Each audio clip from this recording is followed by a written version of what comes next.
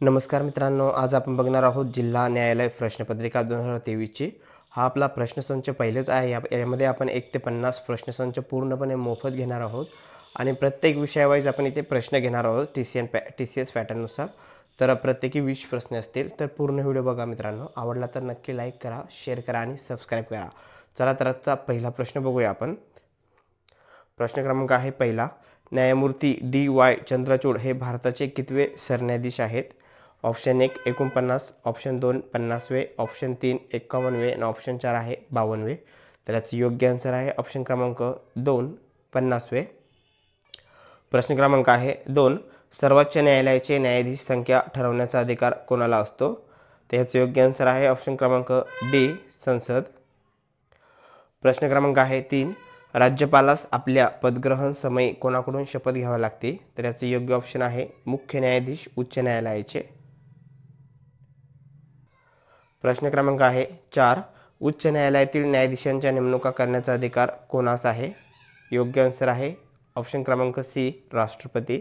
आहे 5, सर्वोच्च न्यायालयातील न्यायाधीशांचे सेवानिवृत्तीचे वय किती वर्ष असते? योग्य आन्सर आहे ऑप्शन क्रमांक बी 65 वर्ष। प्रश्न क्रमांक आहे 6, मुंबई उच्च न्यायालयाचे खंडपीठ कुठे आहे? तर याचे योग्य आन्सर आहे ऑप्शन क्रमांक डी औरंगाबाद। प्रश्न क्रमांक आहे 7, केंद्र शासन व राज्य शासनाच्या वतीने सुरू करण्यात आलेल्या राज्यातील पहिले ग्राम न्यायालय कुठे आहे? योग्य आन्सर आहे ऑप्शन क्रमांक सी राळेगण सिद्धी। प्रश्न क्रमांक आहे 8, भारतातील 25वे उच्च न्यायालय कोणत्या शहरात स्थापन झाले? ऑप्शन क्रमांक आहे डी अमरावती। प्रश्न क्रमांक आहे 9, देशातील पहिले दिव्यांग न्यायालय टिंबटिंब या शहरात स्थापन झाले। याचे योग्य आन्सर आहे ऑप्शन क्रमांक बी पुणे। प्रश्न क्रमांक आहे 10, उच्च न्यायालयाच्या न्यायाधीशांची राजीनामा द्यायचा असल्यास त्यांना तो कोणाकडे सादर करावा लागतो? याचे योग्य आन्सर आहे ऑप्शन क्रमांक बी राष्ट्रपती।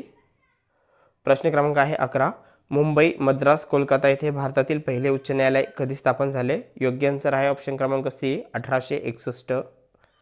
प्रश्न क्रमांक आहे 12, 2 किंवा अधिक घटक राज्य व केंद्रशासित प्रदेश यासाठी एकच उच्च न्यायालय असेल अशी तरतूद टिंबटिंब घटना दुरुस्तीद्वारे करण्यात आली। योग्य ऑप्शन आहे ऑप्शन क्रमांक डी 7व्या घटना दुरुस्तीद्वारे। प्रश्न क्रमांक आहे 13, सर्वोच्च न्यायालयाच्या पहिल्या महिला न्यायाधीश कोण होत्या? ऑप्शन क्रमांक सी न्यायाधीश फातिमा बीवी या पहिल्या महिला न्यायाधीश होत्या। प्रश्न क्रमांक आहे 14, खालीलपैकी कोण आंतरराष्ट्रीय न्यायालयामध्ये नियुक्त केलेले पहिले भारतीय न्यायाधीश आहेत? योग्य आन्सर आहे ऑप्शन क्रमांक सी डॉक्टर नागेंद्र सिंग।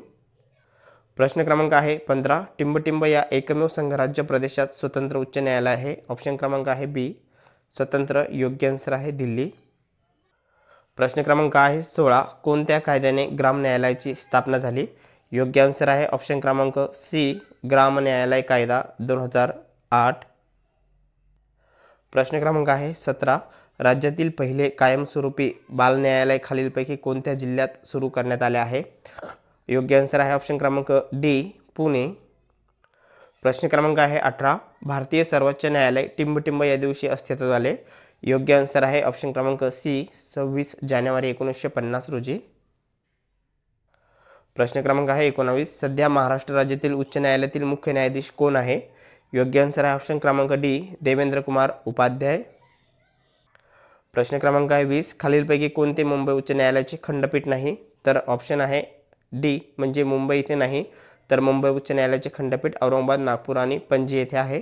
तर मित्रांनो, इथे 20 प्रश्न आपले पूर्ण झाले।